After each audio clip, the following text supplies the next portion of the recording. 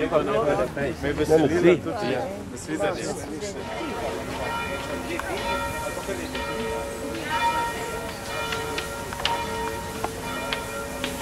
Živo, mojster. Ne mi povej, čevapčiči pa Britov. Ljudje z žara.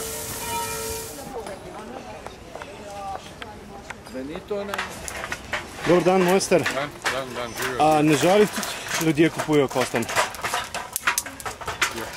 Kako zdaj? Kakor kdaj. A se splača me tukaj, resno vprašam, štand za 1. novembra.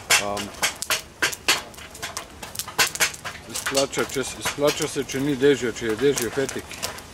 Ko se poberemo, pa gremo.